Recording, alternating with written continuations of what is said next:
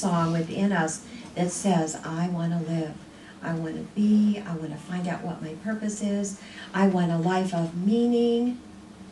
I love that song. It's an awesome song. So it doesn't really matter what our beginning is. He talks about the children's, the children of the sand and the children of the sun, and that we're all, we all have a starting point somewhere along the way, but we all have, according to Mark Gaffney, and I believe it's true, we all have a soul song to sing.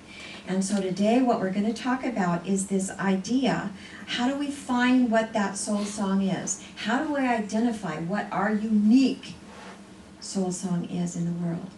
And I think it's true that I love what Mark Gaffney says. There is a poem and a song that only you can sing. Only I can sing. Unique. That little girl was such a good example. I want to be a zoologist. And writing a poem about endangered species. She'll live that song. She will live that soul song. That's a passion for her. There are certain things in our life experience that we're called to bring to fullest expression in our human journey. And that's what our soul song is. And so the trick here is, how do we awaken that hidden melody within us? Because sometimes, who knows what their soul song is? Who knows? You don't have to raise your hand. If you do, that's fine. But sometimes we don't even know what our soul song is, right? We think it has to be something grand, but I have good news. Your soul song is as close as your breath. Your soul song is as close as your own heartbeat, and that's what we're going to talk about today. Because your soul song is the ground of your very own being. It is your divinity in expression. That's what your soul song is. The Hasidic teaching, Mark Gaffney comes from that tradition. The Hasidic teaching says that every single soul comes into manifestation in its humanity with its own melody. But, according to the Hasidic teachings, the noise of our humanity gets in the way and we stop listening and we can't hear our soul song. Have you noticed how stuff gets in the way? So the entire purpose of our human journey is A, to remember who we are, which is this incredible spark of the divine, and then to discover and awaken that unique song that we're to sing in the world. The good news is it doesn't have to be about being a zoologist. It doesn't have to be about, going to the moon. It doesn't have to be about any of those things. Sometimes people have extraordinary gifts. We don't all get to be Gandhi. We don't all get to be Mozart. We don't all get to be a Renoir, right? We don't all get those kinds of expressions of our gifts. But I can tell you that every single person in this room has extraordinary gifts and the potential to live whatever those gifts are. So we really have to care about what those gifts are, what that soul song is, so that we can, you see, I believe we all have a common soul song, a common journey together. One thing that we all have, the great commandment in the Christian tradition, love one another, to bring forth this loving intention in the world. That we all have in common. Now, how it shows up is something else. We all have a common soul song to bring forth our light and our love into the world. And I love what Mark Gaffney says. As to bring as much light and love as you possibly can into a world that needs you. Just you. You, your unique, your awesome, your radiant, divine self. Only you. Those of you who come from a tradition that says that we're born with sin and that we are, unworthy whatever. I just got an email from a person in my family quoting a Bible scripture about adulterers and sinners and stuff, and I'm going, I'm sorry, I can't understand that language. That doesn't fit for me. We are all born with this beautiful radiance, this unique beauty, and it's our job as a human being to live it, to express it in the world. We all have that in common, that love and that light, that original perfection, that original blessing. Doesn't matter what we've ever done. It doesn't matter. In the core of our being, we are that radiant divinity, no matter what. There is nothing that can ever happen that taints the original beauty of who we are. Now, can we sometimes be really, really unskillful? Oh, you bet. Can our behavior show up kind of icky sometimes? Absolutely. Can we make mistakes? Of course. And we forgive ourselves. We make amends where necessary. We clean up our side of the street, and we move forward. And we remember the truth. Have you ever met somebody that feels that they're so damaged that their life is over? They can't move forward because they think that things are so icky for them that they're done? I'm here to tell you that's not the truth. That is not the truth. When we hear our soul song, whatever that thing is, we feel alive. We hear it and we know it. And it's that thing, whatever it is, that gives richness and meaning to our life. And it's going to express differently in every one of us. So as I look out here and I see your faces and I know many of your stories and I see the way you show up in your radiant divinity, I see teachers, I see healers, I see doctors, I see mothers, I see sisters and aunties and grandparents and people who have served our country. I see people who are loving and kind.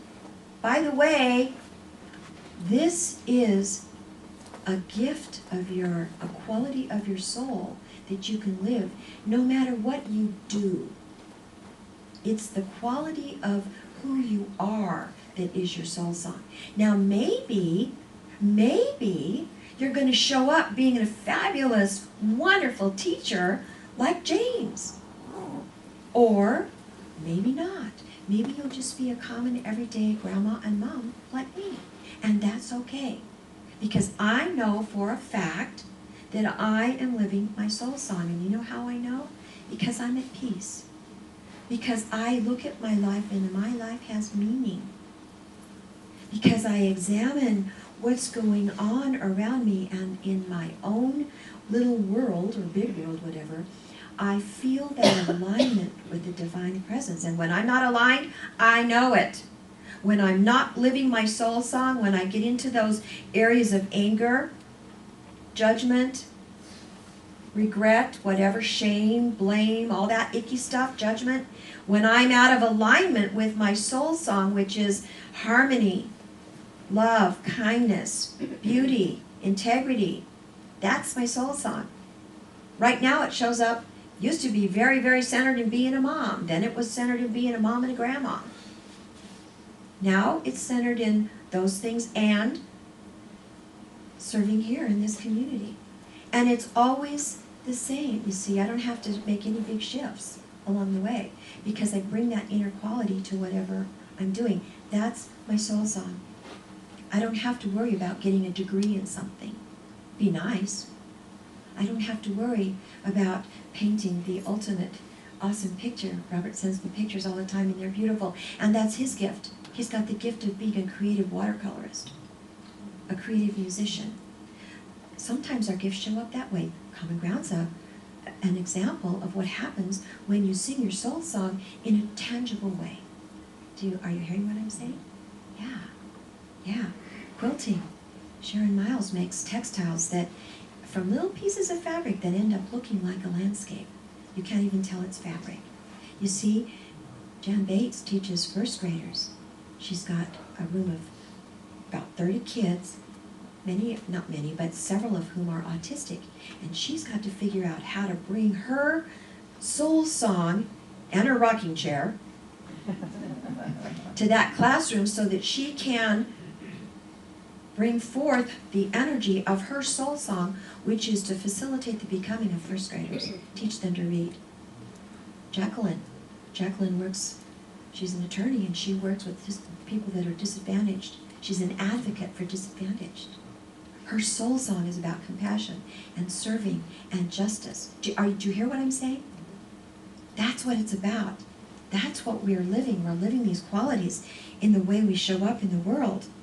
And when we're aligned with that, we know it, we feel it, we have a felt sense of what that's about for us. We hear that beat. We have to listen beneath the noise of our life.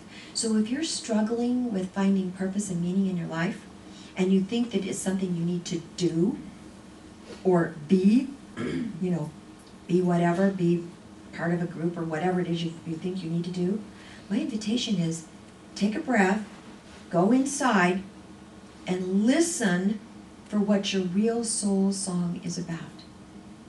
Is it about trusting the universe and bringing that into your everyday awareness? And you know what? When we bring our soul song with us, guess what happens?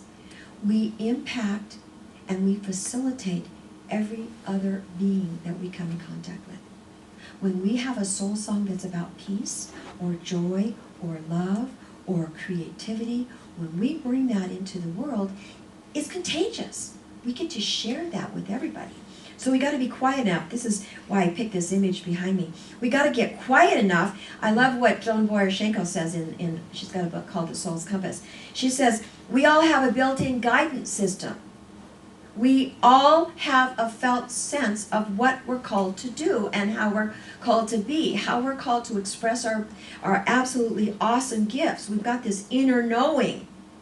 This doesn't require any words to let us know that we're on the right track.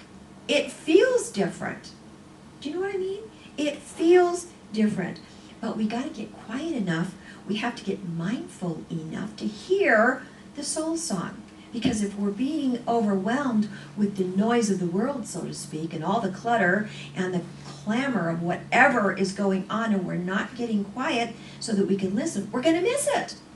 We're going to keep looking for it and not ever find it because we're too boggled with noise, a noisy mind. So I picked this image because she talks about we all need to have a feline sensitivity to hear our soul song. That's why I picked this cat. Who has cats? You know, my crazy living situation at my house, we've got a crazy house, but we got 8 cats. 8 cats. We don't even have one cat that looks like that, though. A lot of other kitties. But this is what, I love what Joan Boyarchenko says, because she says, we all need to have that feline sensitivity. So think about your cat. When it looks like it's asleep, dead to the world, right? The cat's whiskers are tasting the air. Their ears are orienting to the subtlest sounds.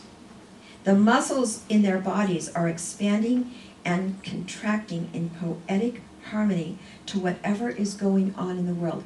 Okay, have you noticed how that works with cats? This is what we need to do. We need to be so present that our whiskers are touching the air, that our ears are orienting to whatever it is, so that we can, well, not our literal whiskers, those of you. I got it, ladies. This whole group over here is giggling. I did get it. We've got to be able to hear our soul song, to be attentive enough, present enough, quiet enough to actually hear it. How do we recognize it? It feels different. We're coming from the heart. We feel an openness. We feel at home in our bodies and in our world, in our relationships, in our experience of life. We know that we are not only here as human beings, but that through that we're expressing our divinity. We feel like we're aligned. Our personal essence, this ego self that's in this bodysuit, this human person suit this time around, is aligned with that something greater, that higher intelligence. And you know what? I'll tell you what. You know when you're in alignment with your soul song, when you have joy, when you're experiencing a sense of fun, when you're open to creativity in the moment, whatever it looks like, when you are loving and kind and harmonious and peaceful and in integrity with whatever's going on, this is a sign that you're in alignment with your soul song. You're not conflicted. You're not struggling against whatever's going on. And you know what? life gets simpler and it gets easier. It gets a lot simpler and a lot easier when you allow your soul song to birth itself through you. To recognize whatever that is right in the middle of whatever is going on in the simplicity of the moment. And this is where we have an opportunity to sing the song that is only ours to sing. Those of you who were at our party on Friday night, you saw a lot of soul songs being expressed. Fun, joy. I'm gonna have Ron wear his hair to the sanctuary one of these days. So it's not so much what we do, it's how we do it. It's the quality that we're bringing forth. That's our soul song. It's the quality that we bring to it. Here's your invitation. Remember that your ultimate soul song, my ultimate soul song, all of our ultimate soul song is to bring as much love and as much light as we possibly can into the world, into our relationships, into our families, into our experience of life. Because God can only express in the world in a unique way through you. You're it. You are the radiant divinity. Every one of us is unique in that way. So you got to pay attention. You got to keep your whiskers out there. You got to keep your ears tuned in. You got to have that feline sensitivity that lets you know you're on the right track. That your life is getting simpler, more fun. You're not struggling so much. Because you have the capacity, and you are the unique presence in the world that nobody else can be. You're it. You are that special. You are that awesome. You are that unique. You are that beautiful. So your work is to listen and to awaken that hidden melody that is the ground of your very own being, and then to allow it to express through you and as you. Thank you for listening.